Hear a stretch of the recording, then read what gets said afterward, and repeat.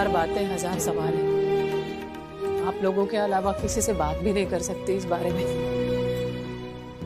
आप आए, मुझसे बात की, थोड़ा हल्का महसूस कर रही हूँ। मैं उम्मीद करती हूँ कि जिस तरह आज आप लोगों ने मेरा साथ दिया है, इसके आगे भी देंगे, चाहे वो कृष्णा को इस घर में रोकने के बारे में ही क्यों ना हो। क्योंकि ऐसे हो सकता है कि हर वक्त मैं माला को दिया हुआ वचन याद ना रख पाऊं।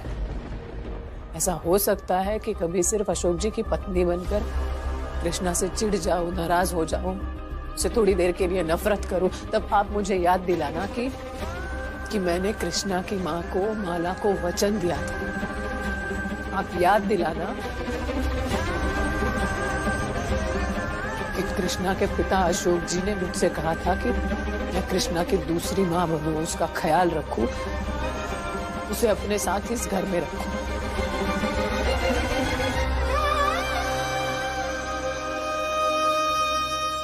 यशोदा, हमें लगता है कि तुम्हें कृष्णा को रखने का फैसला अकेले नहीं करना चाहिए, सारे परिवार को मिलकर तय करना चाहिए। मेडिकल से दवा लेके आते हैं। आप रहने दीजिए, हम दुकान से आते समय ले आएंगे। लाई, कोई जरूरत नहीं है। वैसे भी घर में बैठे बैठे दिमाग पक गया है। बाहर निकलेंगे तो मन को सुकून मिलेगा। तुम हमारी शॉल निकाल दो, बाहर बहुत ठंड होगी।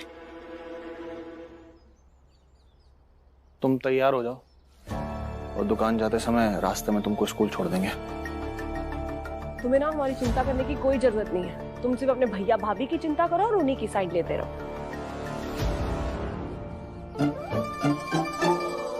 इस औरत का तो हमको आज तक राग ताग ही नहीं समझ में है। पति कुछ बोले तो ताना, पति कुछ ना बोले तो ताना। कभी कभी हमको लगता है ये पतियों के खून में हीमोग्लोबिन से ज्यादा नहीं, पत्नियों के ताने होते हैं।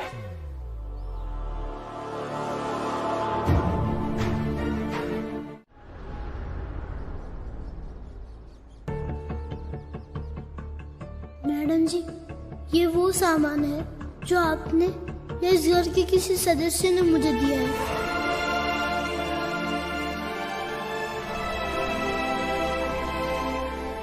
मैं ये सब छोड़कर इस घर से हमेशा के लिए जा रहा हूँ।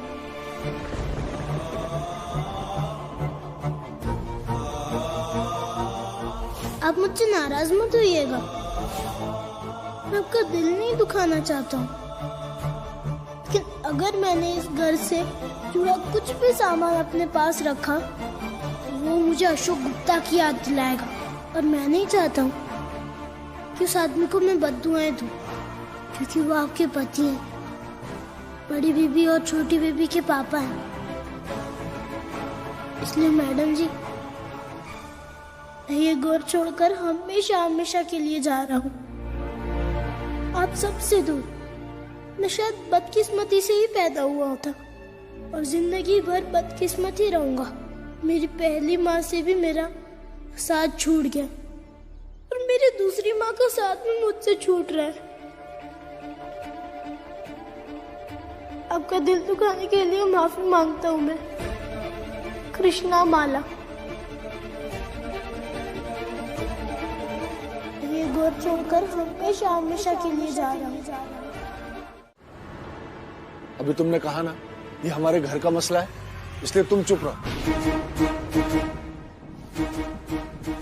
तुम्हारी कोई राय, कोई पक्ष हमें नहीं सुनना है। अशोक के दोस्त हो, अशोक के दोस्त बन के ही रहो। हमारे घर में घुसने की जरूरत नहीं है। हमें हमारा काम करने दो। और इस घर में जो आग लगी है ना, उसे बुझने दो। कृष्णा नाम की जो आग इस घर में घुसाई थी ना, उसने धीरे धीरे हमारे पूरे घर को जलाना शुरू कर दिया था। अब कृष्णा गया तो आग भी धीरे धीरे शांत हो जाएगी।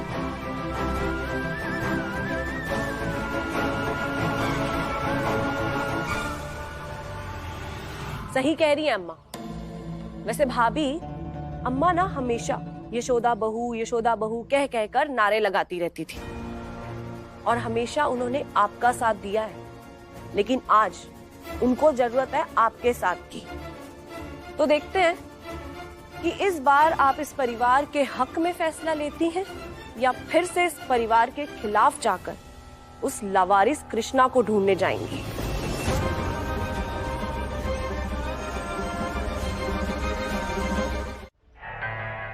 तुम कभी कभी ना बहुत बेवकूफी वाली बातें करती हो। काय? तुम ये बताओ, घर में सबको पता चल जाता तो नौटंकी नहीं होती। क्या पता वो चुपचाप चला गया हो, घर वालों को पता ही ना चला तब। ये बात तुम बिल्कुल सही कह रही हो। अगर ऐसा हुआ है ना तो समझो कि भगवान की बहुत बड़ी कृपा है हम लोगों के ऊपर। क्योंकि अगर ये बात तुम्हारे माँ बाप को पता चलती कि कृष्णा अशोक की औलाद है तो 2 ही 4 दिन ये लोग मुंह बनाते और 5वें दिन बहुत खुश होते कि देखो हमको हमारा पोता मिल गया। क्योंकि पोता की तो चाहत है ना इनके मन में। तब हमारे सोनू को तुम्हारे माँ बाप की जायदाद से हाथ धोना पड़ता। अच्छा हुआ चला गया। भला टली। लेकिन अरविंद और महुआ भी तो हैं। अगर आज की ये लड़ाई नहीं लड़ी ना मैंने तो मैं एक डरपोक और कमजोर औरत बनकर रह जाऊंगी। और ऐसी औरत ना ही किसी की माँ बन सकती है, किसी की बहू, और ना ही किसी की पत्नी। और इसीलिए आप सब लोगों के सामने हाथ जोड़कर मैं कहती हूँ कि मुझे ऐसी औरत बनने से बचा लीजिए आप सब लोग, प्लीज। क्योंकि मेरे सामने मेरा ससुराल है, मेरे बच्चे हैं, और इन सब का ख्याल रखने के लिए मुझे मजबूत बने रहना जरूरी है। भाभी, बात कहाँ शुरू हुई थी और आप बात को कहाँ लेकर जा रही हैं? इसका मतलब तो यही हुआ कि आप सबको मुद्दे से भटका रही हैं। महुआ, क्या महुआ? इतने बेवकूफ नहीं है आप। कोई मुद्दे से भटका नहीं रही हूँ मैं, बस इस बात की सफाई दे रही हूँ कि कृष्णा को ढूंढने जाना मेरे लिए क्यों जरूरी है। और अगर मैं उसे ढूंढने जा रही हूँ तो मैं क्यों दोषी हूँ, और मेरी ऐसी क्या मजबूरी है कि आप सबके सामने दोषी समझे जाने के बावजूद मैं कृष्णा को ढूंढने जाऊंगी।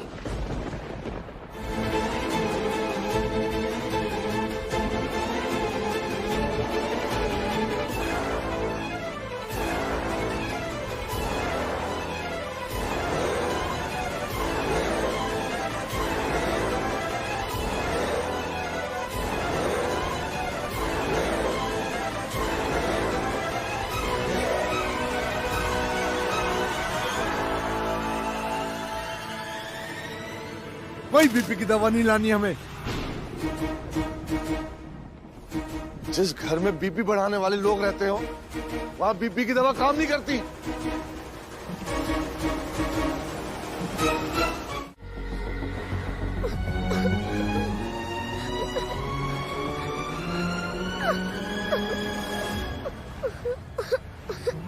आंखों से आंसू ना थम रहे हो तो अकेले में हंस लेना चाहिए।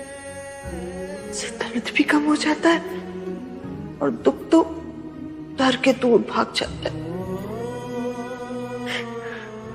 तुम भी कोशिश करोगे ना अकेले में हंसने की? हाँ?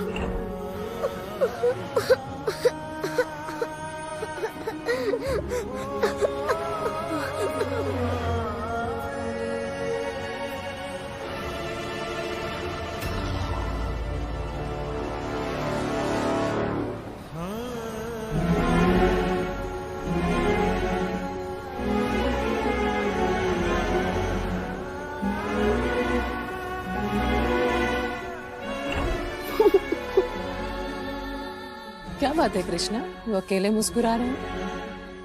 माँ कहती थी कभी कभी दर्द से उभरने के लिए अकेले भी मुस्कुराना चाहिए। अभी मैं उसी की प्रैक्टिस कर रहा था।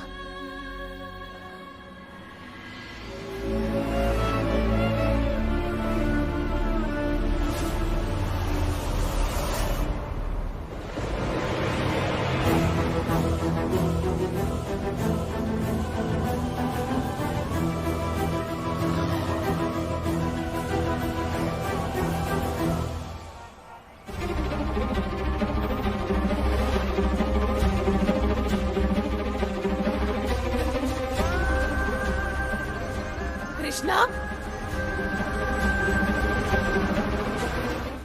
इसलिए पुलिस को तो फोन करना ही होगा। नहीं नहीं नहीं, रुकिए, पुलिस को फोन मत करिए, जल्दबाजी मत करिए प्लीज, पुलिस को फोन मत करिए। मैडम ये जबरदस्त, उनसे बात करने दीजिए, 1 मिनट।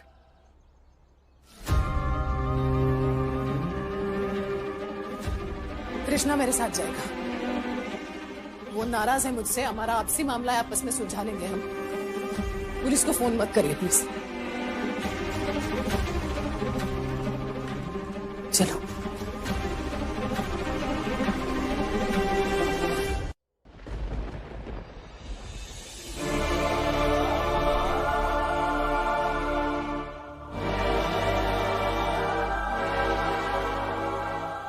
मैं इतनी बुरी हो गई हूँ कि मेरी बात नहीं सुनोगी?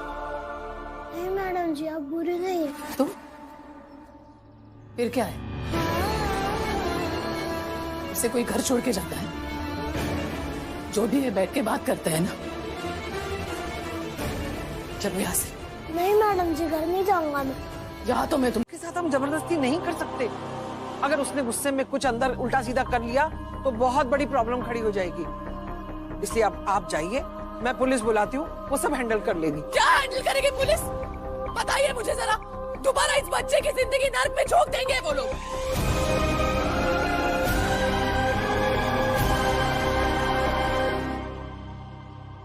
I'm sorry.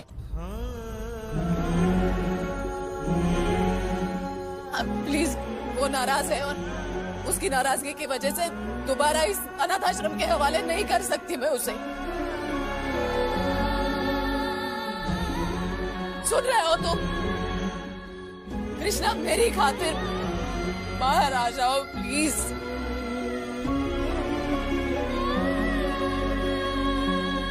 तुम चाहते हो मैं चली जाऊं तो चली जाऊंगी।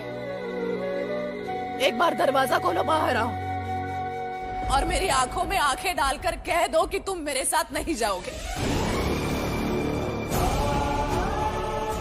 एक बार कह दो कि मेरे तुम्हारे बीच जो रिश्ता है वो तुम तोड़ रहे हो। कुछ नहीं बचेगा इसके बाद हमारे बीच।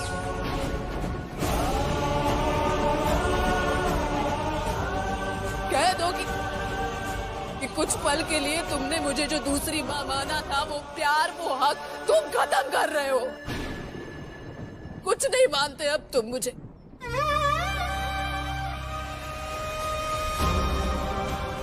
बाहर आकर कह दो कि तुम्हारी माँ ने, माला ने मेरे और तुम्हारे बीच जो डोर बांधी थी वो तुम तोड़ रहे हो।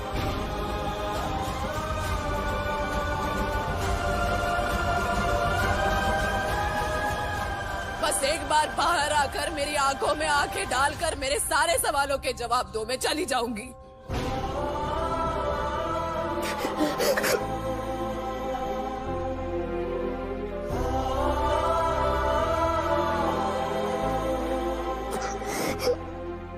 कुछ नहीं बोलोगे ना तुम? ठीक है, मत बोलो। पर एक बात सुन लो, जब तक तुम बाहर आकर मेरी आंखों में आंखें डालकर मेरे सारे सवालों के जवाब नहीं देते, मैं यहाँ से नहीं हिलूंगी। यही बैठी रहूंगी मैं।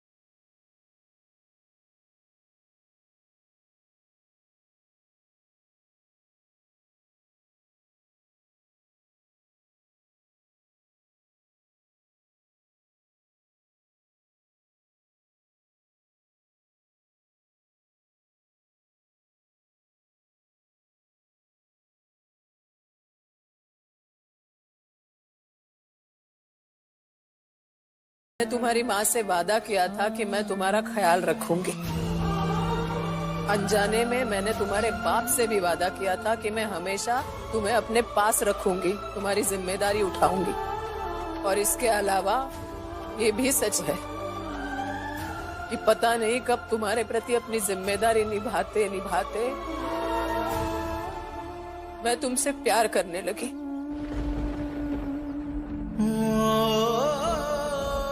उस समय तक मुझे इस बात का एहसास भी नहीं था कि एक दिन तुम्हारी वजह से मेरा घर तिनकों की तरह बिखर जाएगा। मैं तुम्हें इस बात का गुनहगार नहीं मानती हूँ। शायद हम दोनों की किस्मत में यही लिखा था। कितनी बार तुमसे नफरत भी करनी चाहिए, नहीं कर पाई मैं। कैसे करती? रिश्तों को समाज की नजरों से तोलना कभी आया ही नहीं मुझे। अपने पति की बेवफाई भी तुम्हारी मोहब्बत पर हावी नहीं हो पाई।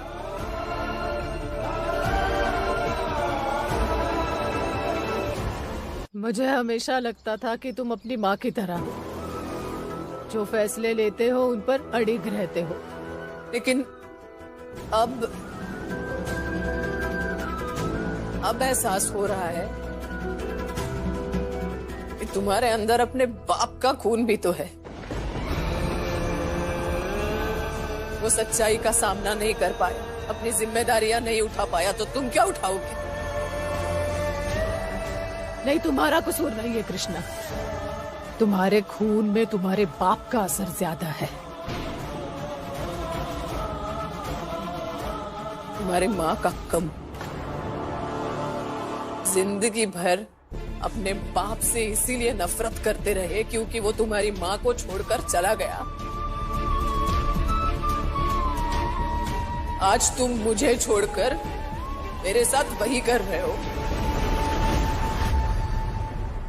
तो बनो अपनी बाप की तरह। मैं जा रही हूं, लौटूंगी नहीं।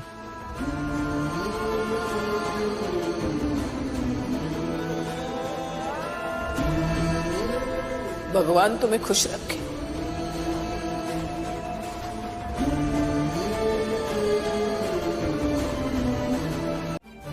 नहीं मैडम जी, मैं धोखेबाज नहीं हूँ। मैं आपको छोड़कर भागा नहीं था। मैं तो बस यहाँ इसलिए आया क्योंकि बड़ी बेबी और नुपुर के पापा उनके पापा हैं। मैं उसमें हिस्सेदार नहीं बनना चाहता था। उनके लिए उनके पापा बहुत अच्छे हैं, लेकिन मेरे लिए मेरा बाप बहुत ही खराब आदमी है, दुनिया में सबसे खराब। और उस आदमी के लिए मैं बड़ी बेबी और नुपुर के साथ गलत नहीं कर सकता हूँ। और मेरे साथ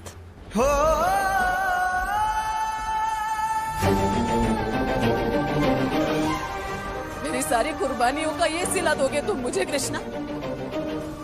जिस कीचड़ से तुम्हें निकालने अपने घर वालों के साथ, अपने समाज के साथ लड़ती आई हूँ, उन्हीं घर वालों के सामने, उसी समाज के सामने अपने बाप की तरह अकेला छोड़ दोगे मुझे? नहीं मैडम जी, ऐसा नहीं है। मैं आपसे बहुत प्यार करता हूँ, बिल्कुल अपनी माँ की तरह।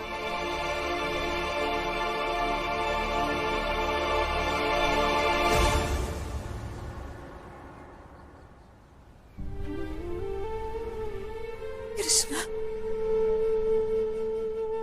जब से मेरी जिंदगी में आए हो मैं सवालों से घिरती जा रही हूँ बस। और अब तो हमारे सवाल भी एक जैसे हैं, क्योंकि हमारा गुनहगार एक है।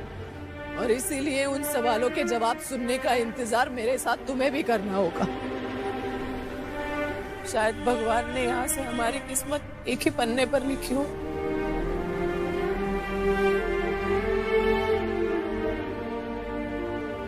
एक साथ एक घर में एक धोखेबाज का इंतजार कर।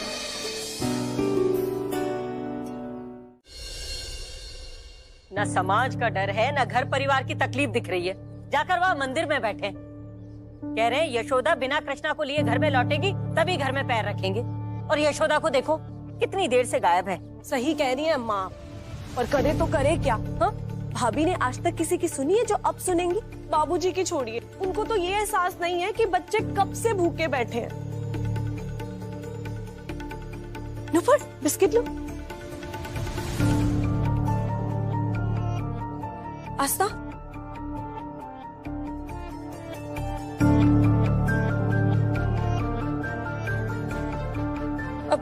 अम्मा देखिए कब से फोन लेकर बैठी है। हाँ, पर करे तो करे किसको? भाभी अपना फोन भी स्विच ऑफ करके बैठी है।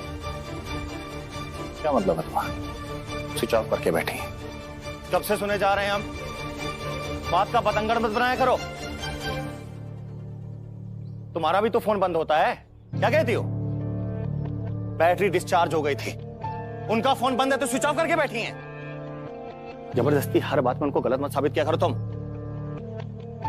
और बाबूजी के लिए तमाशा करना कौन सी नई बात है? लेकिन कृष्णा का घर से ऐसे चले जाना, जिस आदमी ने साथ रहते हुए भी मुझे अपनी पहचान छुपाई, उसके सामने मैं सबकी गालियां खाता रहा, फिर भी उसे मुझे जरा सी भी दया नहीं आई। जो आदमी सच्चाई का सामना करने से पहले ही चला गया, उससे मैं क्या पूछूंगा? अपने सवाल, अपनी माँ के सवाल कि अगर तुम उनसे नहीं पूछोगे तो जिंदगी भर तुम्हारा पीछा करते रहेंगे और तुम उनसे पीछा नहीं छुड़ा पाओगे।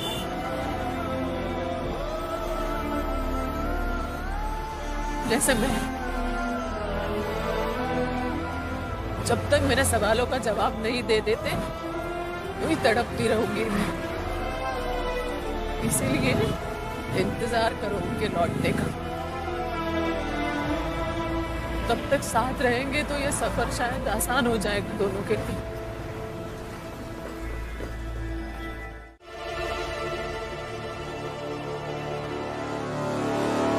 यही खड़ी रहकर आपका इंतजार करूंगी बाबूजी,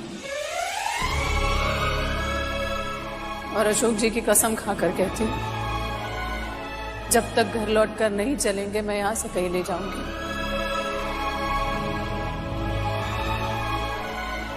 यहाँ नहीं खड़ी रहूंगी, क्योंकि अगर लोगों ने देख लिया तो लोग समझ लेंगे कि आप नाराज हैं मुझसे, घर वालों से, और जानती हूँ कि आप कभी नहीं चाहेंगे कि लोग घर के बारे में, घर वालों के बारे में बातें बनाएं, इसलिए दूर ही खड़ी रहूंगी। बाबूजी, हम तो कह रहे हैं आप ना हमारे साथ हमारे घर चलो। बता, हमारे होते हुए आप ऐसे बाहर बैठे रहेंगे, अच्छा लगता है क्या? है? थोड़ा यशोदा रानी को। हाँ, चलो बाबूजी। हाँ बाबूजी, बाबूजी आप हमारे घर चलिए।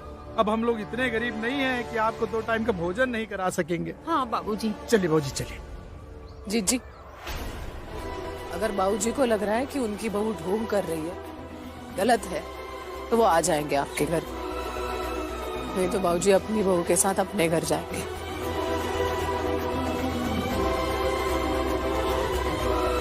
चलिए। अरे छोड़ो उसका हाथ बाबूजी, ये संस्कार है आपकी बहू के। अरे छोड़ो उसका हाथ।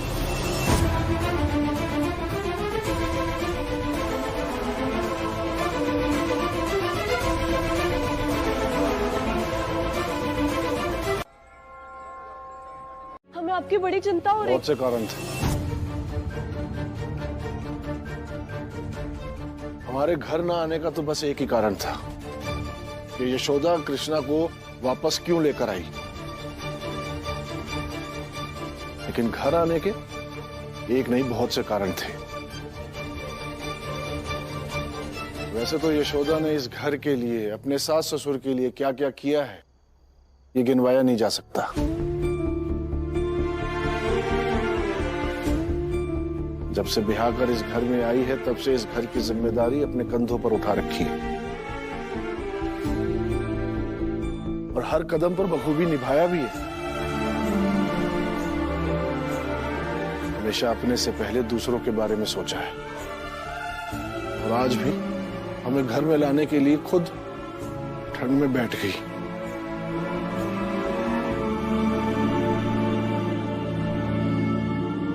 हम कैसे देख सकते थे, हमसे रहा नहीं गया।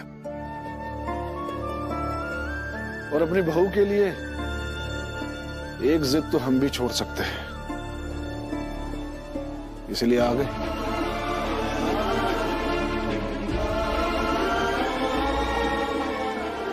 आंसू पोंछ लो बहू।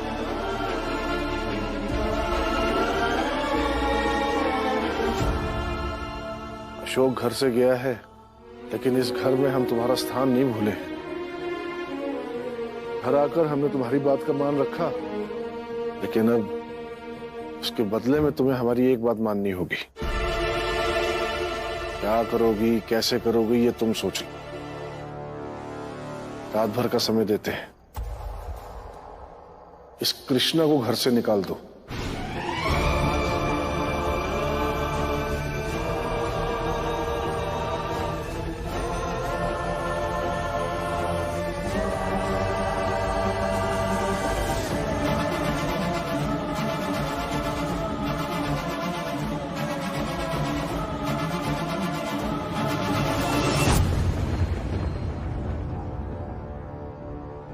क्योंकि रोज रोज हम तुम्हारा इम्तिहान नहीं ले सकते।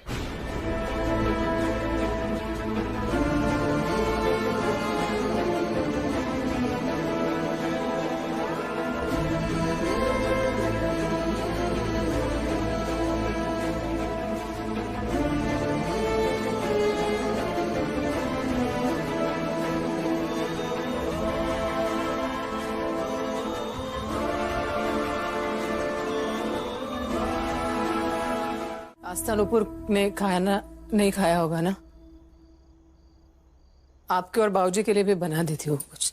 खा लिया।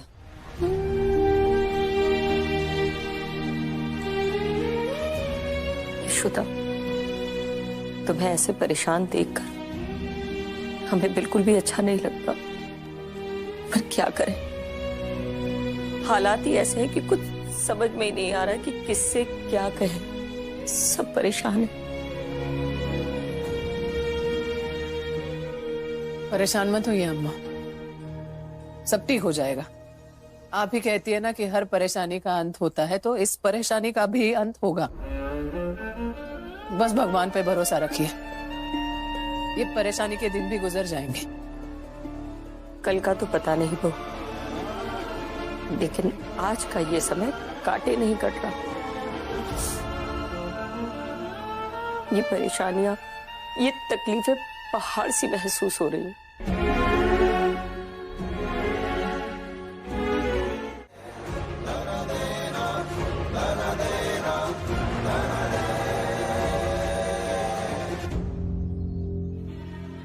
तो आज चाहकर भी यशोदा भाभी कृष्णा को घर से नहीं निकाल पाएंगी, और ना ही 6 महीने पूरे होने तक घर का कोई सदस्य ऐसा कर पाएगा।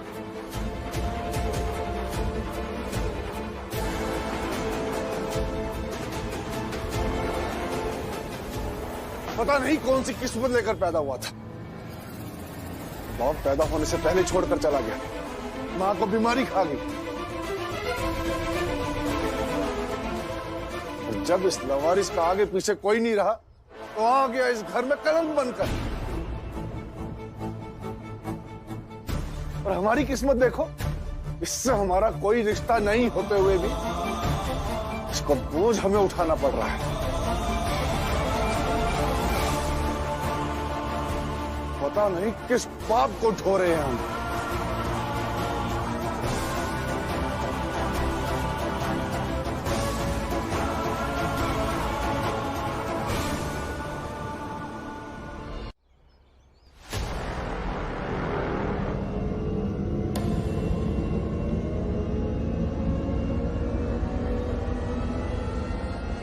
हम भी इसे जिंदगी भर तो नहीं झेल सकते। हम भी कागज बनवाएंगे, ऊपरी अदालत तक केस फाइल करेंगे कि ये घर हमारा है, इस लड़के से हमारा कोई वास्ता नहीं है और ये लड़का इस घर में नहीं रह सकता। हम भी देखते हैं हमें कौन रोकता है इसे घर से निकालने से।